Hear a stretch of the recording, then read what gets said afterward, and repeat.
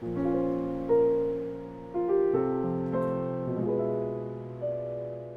do you think the video online content will still play, if at all, within the art form that is opera? I imagine that, with all of the inevitable expense that people are in, companies and people are putting out to be able to produce these things, it's going to be beneficial and useful in the end to continue doing it, to make it worth the investment, not just for this year, but for the future.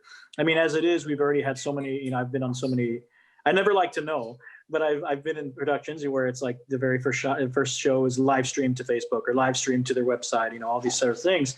And I think it's just become a more common. And I think at some point, online ticket sales for, not just one performance will probably be available. You know what I mean? I think some things like that may become a thing. With regard to people putting out content, I have no idea. For that, I mean, me personally, I'm not good with creating content. I just kind of tell me where to go, where to be, and I'll be there, sort of a thing. It's why I always used to say, when people I say, you're an artist, I'm like, I'm not an artist. I don't create. Artists create. I would disagree with you. I think that maybe that might be, if I may say, your perception of what you think creating is, but you're creating on the spot whenever you're on stage, because what That's you're true. doing as the artist, as the interpreter, is unique to you. Even if you were given direction by the conductor and the stage director, you That's are true. still creating it and bringing it to life, if nothing else. So if you stem from that, That's a good point. I'd never really thought of that. You are I an thought of artist. that. How about that? I had no idea.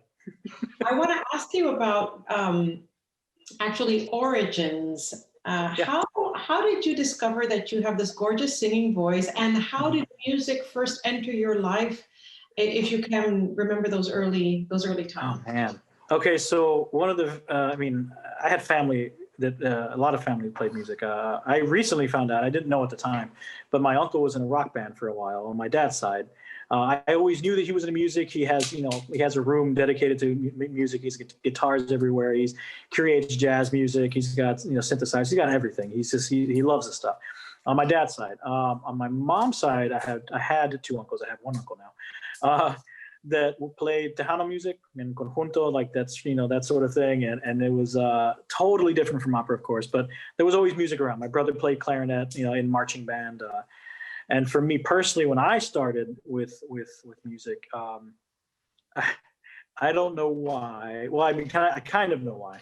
I had a little tiny piano, that you give to kids. Mm-hmm. and I liked playing on it, right? It was like an octave range sort of a thing.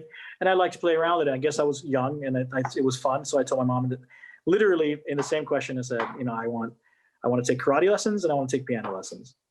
Wow. And so I got both. I quit karate after about a year. And piano I stuck with for about 6 or 7 years. And when I moved from Laredo to San Antonio, there was a little sticky note that was attached to my record, my student record, from my third grade teacher in Laredo saying, "Get him in choir, he has a beautiful voice." Oh. Now, we used to sing the national anthem pretty regularly in school. And so that's how she heard my singing voice as a little boy soprano. But I was hardly ever in class though, because the music teacher always wanted me to go and play for the older kids. So I'd play piano. I was fairly talented with piano, but my hands, they're a little small. So eventually I reached the limit of what I could do. And so I got into the San Antonio Boys Choir in San Antonio. And after my first year there, it was a choir tour in London. And my little brain kind of said, well, 1 year of singing, I got to go to London. 7 years of piano, and I got to play in Mall del Norte or something like that in Laredo, I think is where I got to play, in a mall. I'm like, okay.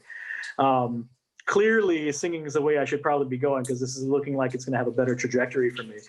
And that's kind of how I ended up singing. I started with the San Antonio Boys Choir as a boy soprano, was with the choir for about 2 years. It would have been longer, but we had my grandfather had gotten sick and we could no longer afford the tuition and things like that. So I got into choir in school, and I was the only boy in the all-girls choir for a year. And because of me, that my middle school decided to create the following year a mixed choir. Oh, And then I sort of, yeah, and my voice changed in the middle of it. And my choir director teacher in middle school had a breakdown and was like crying and talking about how it was a beautiful thing and all these things. And my voice was changing in front of everybody. And I was mortified. You know, it is what it is. Yeah, I was like, okay, this is really embarrassing. Can we just go on and then just keep singing? This is, oh, I don't want to talk about it. And, you know, when you're young and the kid, it's a super embarrassing thing. And then I kind of sort of became a tenor. And then through that, and I wanted to be a high school choir director is what my original goal was. And I kind of just got steered towards opera. And I had never even, well, okay. I always say the story that I never had seen an opera and I'd never been in opera. But the truth is, I sang Amal in Amal the Night Visitors. Oh my goodness. And but I hadn't thought that was an opera. To me, that wasn't an opera. That was something else. It never dawned on me until maybe 2 years ago or something. Till my wife told me. She's like, you realize you've been singing opera since you were like 10, right? I'm like, oh, what are you talking about? And then she told me, it's like, you know, Amal the Night Visitors is an opera. I'm like, oh my God. I've been singing opera since I was really, really young and I had no idea. That's beautiful. But I want to go back to something you said, that because of you, the school choir was changed to have it be mixed. And we don't even know how many lives you impacted, right? Indirectly, without planning to. That's sometimes what the pioneers and the trailblazers do without intending to. Yeah. I never thought of that. Presence is what causes a shift. So that's beautiful, and I'm glad that our listeners and our viewers can know that about you. And that was I never really thought of that. That's cool. Yeah.